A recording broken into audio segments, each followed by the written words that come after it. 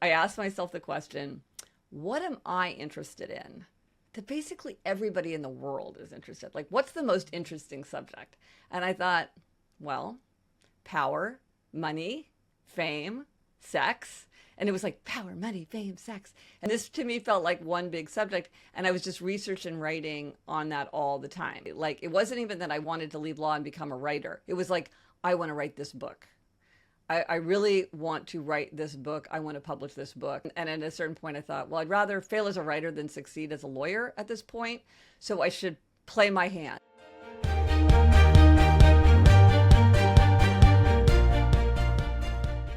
Hi, everyone, and welcome to How She Does It. I'm Karen Finerman. You may have seen me on Fast Money on CNBC. I'm a long-term Wall Street investor and the mom of 2 sets of twins, plus I am a huge WNBA fan. My goal with these conversations is to shine a spotlight on impressive women and their accomplishments. It's all about the intersection of women, power, and money. So often people think, I'll be happy if. I'll be happy if I get that promotion, or I'll be happy if I made more money. Author Gretchen Rubin asked herself the question of what would make her happy. And that question turned into a year-long endeavor, which became the best-selling book, The Happiness Project. I first saw Gretchen about 15 years ago when she spoke at the Parents' League in our neighborhood. My friend who invited me said, "You're going to love her," and she was right.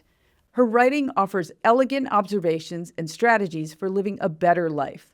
Her books have sold more than 3.5 million copies, and 7 have hit the New York Times bestseller list, including her latest, Secrets of Adulthood: Simple Truths for Our Complex Lives. I really loved our conversation. We touched on everything from our honest opinions on meditation, you may be surprised, to books we start to read but don't finish, and the one thing you can do to feel happier today. I hope you enjoy it. Gretchen, first, thank you for joining me here today. Congratulations on this new book. I have my very dog-eared copy right over here. Thanks so much for having me. It's so fun to be talking to you. Secrets of Adulthood is full of wit and wisdom. And when you were young, what was little Gretchen's idea of what she wanted her adulthood to look like? You know, one thing about me is that I never think about the future. I never project myself into and as a child, or even like as a college student, to a degree that seems bananas to me now. I literally never thought, well, what am I going to want to do next? What am I going to do when I grow up? I'm always just thinking like, well, what is the next step? And that has positives and negatives. And so I really never did. And I think back now, like, why did it not occur to me to try to have a vision for myself as an adult? But somehow it just didn't.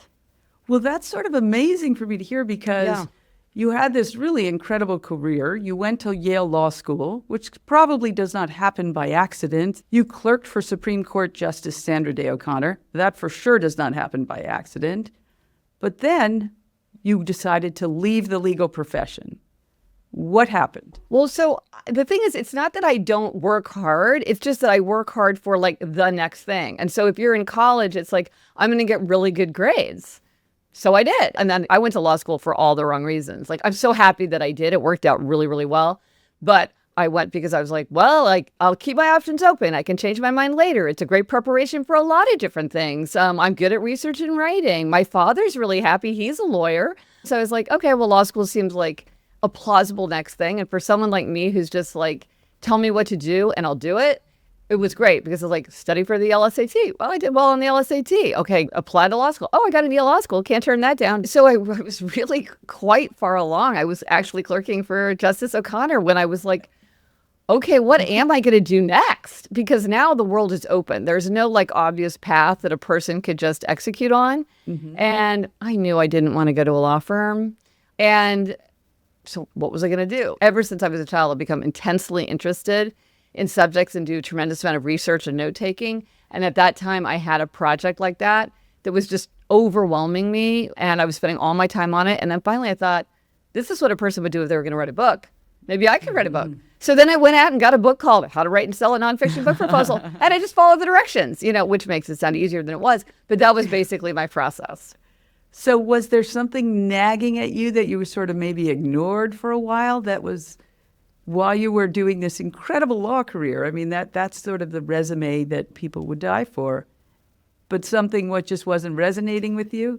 Well, there were a couple things. One was I did have a feeling that I was off track. I can only describe it as like feeling like on the side. I felt like I'm not in the center, I'm on the side. Like it's really fun to be here on the side. I really like being on the side, but I didn't feel like I was in the center, and I can't even really describe what that is.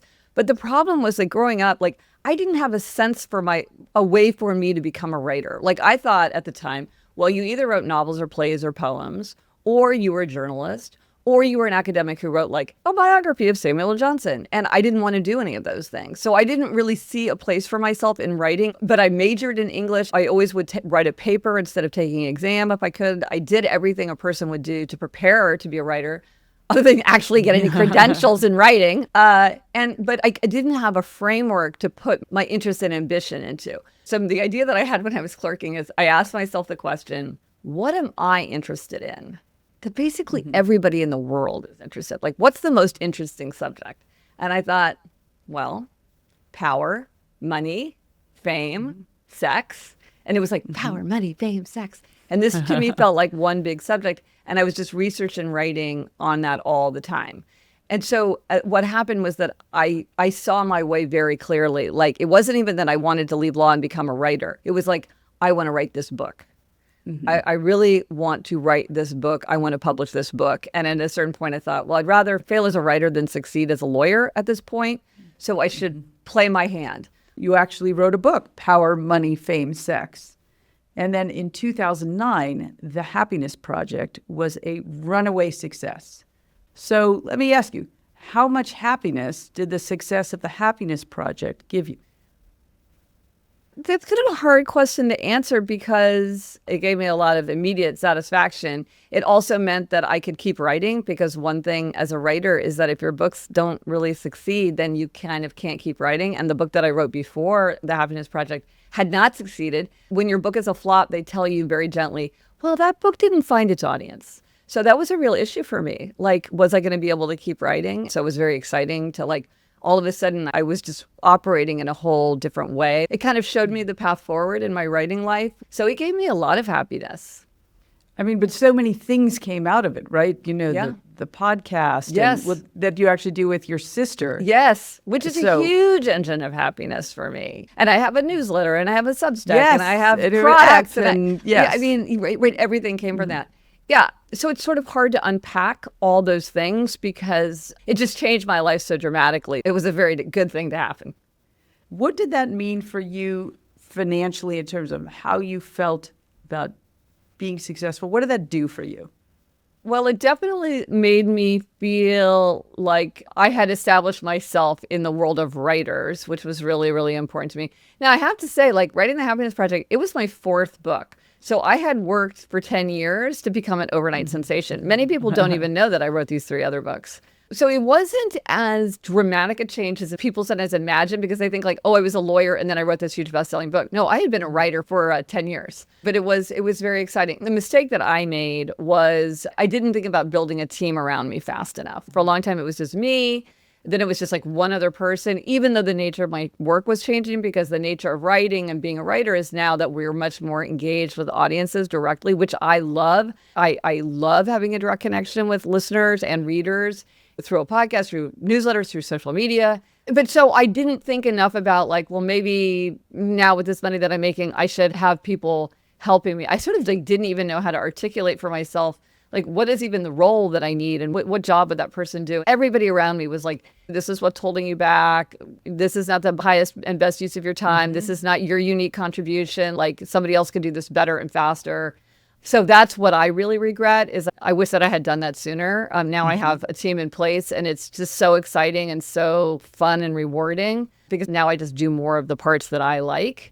I mean, what a huge luxury to be able to spend more or almost all of your time doing only the things that you love doing. Well, there's a lot of drudgery, but here's an aphorism. I forget who said it. Some 19th century British guy said it. I can't remember his name. The true test of a vocation is the love of the drudgery involved. And all of us have drudgery, but is this the kind of drudgery that only you can do? And is it the kind of drudgery that really like is important to your final work? That is the most important thing. So what is a way, people ask you this probably all the time, the simplest way you can make your day a bit happier? Well, it's funny because people ask me that, and I literally have a quiz because I love a self-knowledge quiz. On my website, I have a quiz that's like, if you, not just one, but you, Karen, if you were going to change one habit to make your life happier now, because you might have a different answer in a month, what would that habit be? And it like in a very kind of uncanny way, it will tell you like, this is the habit that right now would mean the most for you. So that's like if you want to change a habit. But if there's just one thing, if you had to pick one element of life, I would say relationships. So anything that you could do to deepen or broaden your relationships is probably something that's going to make you happier. So if you've been thinking like, maybe I should start a book club, it's like, yeah, that'd probably make you happier. Or maybe I should go to my college reunion. Yeah, that would probably make you happier. Or, should I take a little time and get to know my coworkers better? Or should I like really put my head down and be as efficient as I can be? It's like, probably it's worth the time to have a little bit of conversation and get to know people because those relationships are going to be really important. So I would say anything that goes to relationships is probably something that's going to make you happier in your day-to-day life. I think so. For me, it would be, I'm going to try to be less irritated about some of the little stuff. I work on that constantly. Yeah. Right? So do you have an irritable spirit? I have an irritable spirit, I would say. I think I sort of do. Little things would just bug me. Who left this? And, No, I spend a huge amount of time managing that. Getting enough sleep, not letting myself get too hungry, not letting myself get too cold or too hot, giving myself plenty of margin so I'm not rushing. I don't like to rush. I do a lot to manage just my calm. And meditation doesn't work for me at all. I've tried many times. Okay, there you go. Okay, right? See? Yes. It's not one of my secrets of adulthood is no tool fits every hand. And people will just say to you, of course, meditation, if it's not working, you got to do it twice as hard. And I'm like, I have tried it. I did a silent meditation retreat, right? And it doesn't work for you either. So there you go. Yes. I said, I am going to do this. I tried it 180 days in a row. There you go. And it just never worked. I said, okay, that's it. I'm just going to let that go. I wish I'd figured that out at 30 days. But right? I completely agree. And this is one of the huge things that I've learned sort of in my study of happiness is that people are often like, well, what's the best way? What's the right way? What's the most efficient way? And it's like you can't answer that question because people are so different. It's like a to-do list. For some people, a to-do list is an essential tool. It's certainly like best practices. But there are people who are absolutely turned off by a to-do list. The minute it's on the to-do list, they don't want to do it. So I'm like, let me jump in and say, this is not a tool that's working for you. You need to find a different way and a different way to frame this so you can achieve what you want to achieve. You can cross things off your list. But this tool isn't a tool that works for you. This idea that there are these universal tools and if we all use them, we'd all be, it's like, obviously that's not true because otherwise we'd all be perfect.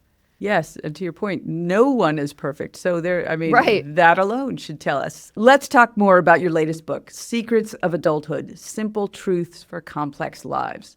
Tell us about the inspiration behind this book.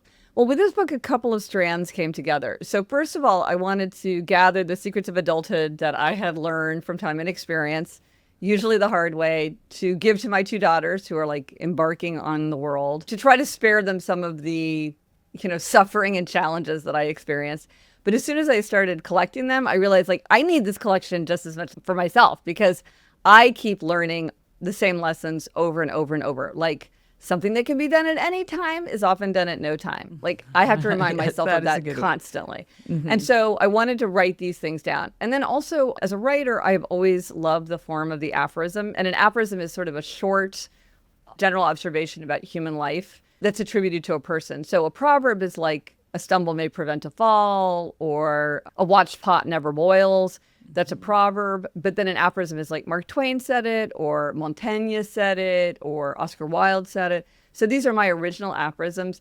And it's a very powerful form. Creatively, it's very challenging to write short. You have to really know clearly what you're trying to communicate. And we all know, like, it's that thing like, sorry, I wrote such a long letter, I didn't have time to write a short one. Exactly. The Mark Twain, yes. There's so much effort that goes into brevity, and there's such power in brevity.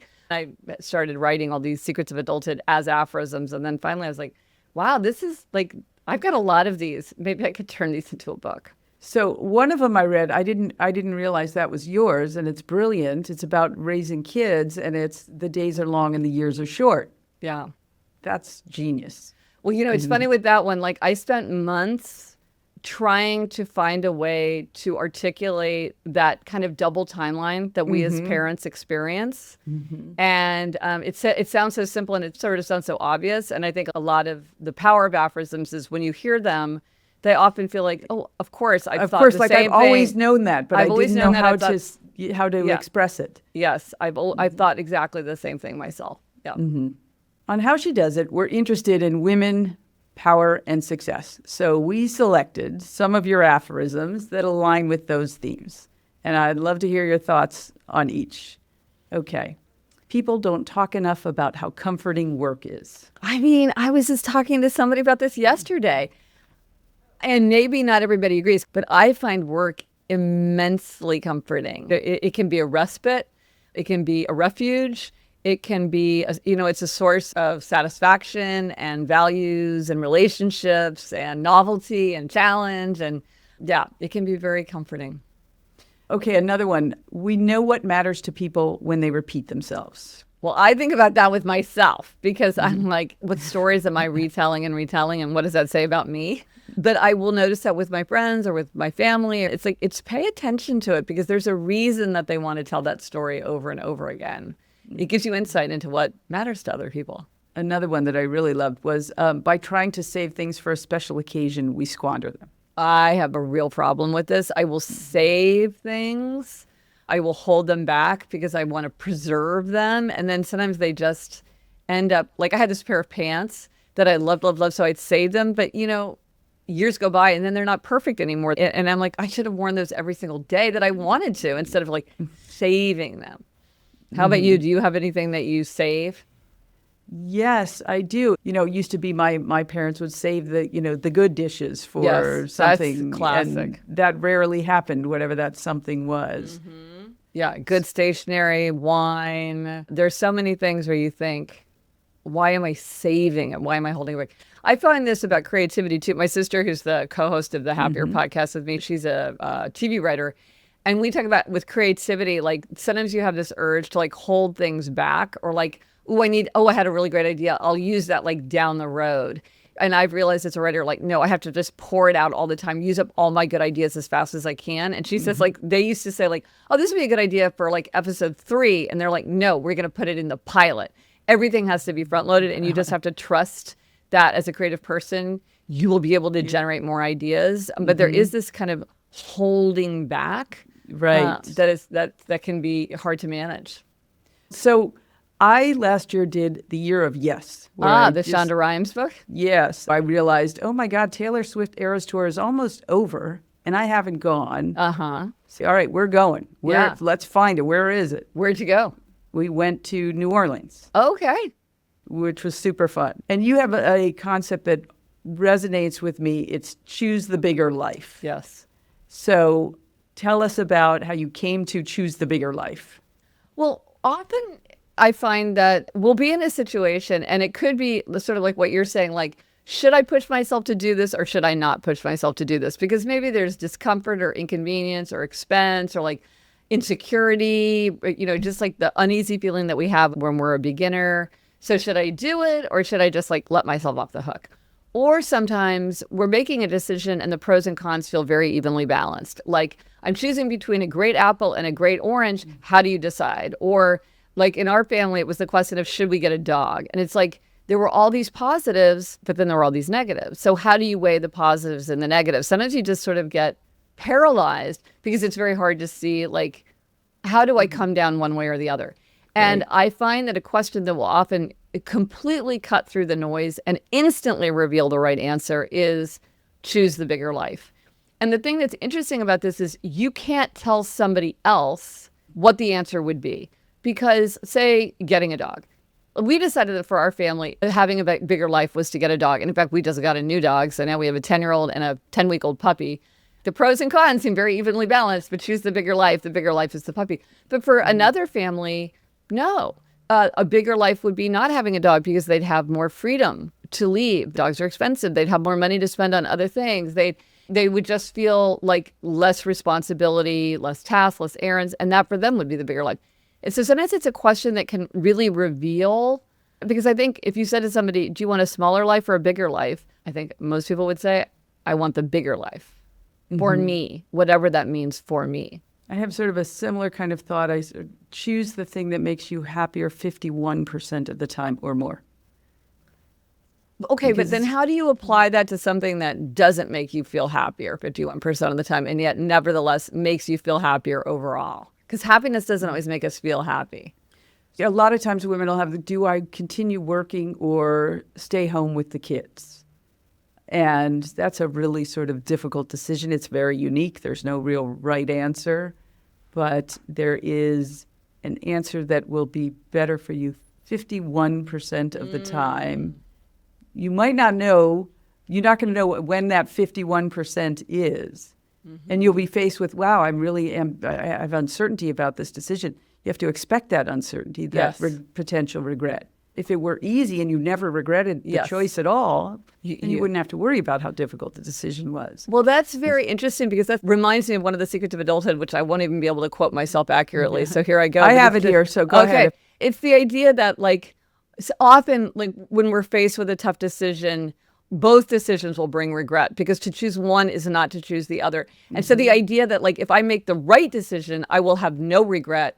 That's an impossibility because both will have regret. You have to accept the fact that, and I think that's what is captured by yours, which is you might have slightly less regret about this one, but I'm not going to deny the fact that there will be regret because I think this fantasy that if I talk to enough people and get enough information, I'll be 100% confident that this is 100% the right decision. It's that's not how life is. Things are trade-offs. Many tensions don't get resolved. And one of the tensions in the example you gave is the present and the future, because part of it is we have to think about the present and we also have to anticipate the future.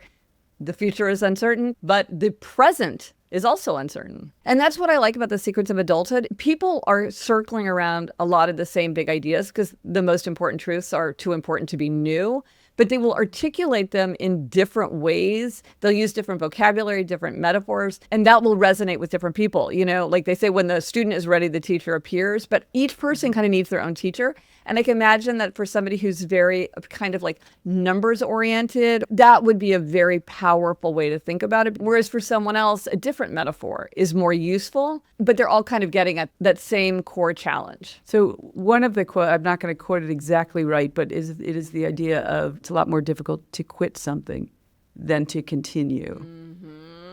And I love that. I did it on a very small scale in the year of yes, which was if I'm reading a book and I really don't like it, I will say, yes, you can stop reading that book. Just that tiny thing was a huge change to me instead of, I started, I have to finish. That's a perfect example because so many people talk about why is it so hard to put down a book unfinished if you're not enjoying it? It's just there is something in us that is I just have this impulse to continue. Yes. This is the thing that people scaling mountains will die rather than turn back from the summit because the urge, the difficulty in turning around can be fatal. All right, so it's time for our lightning round. Ooh, I love a lightning round. We have some fun questions for you. Would you rather type questions? And okay. So all I ask is that you give us the first answer that pops into your head. Okay.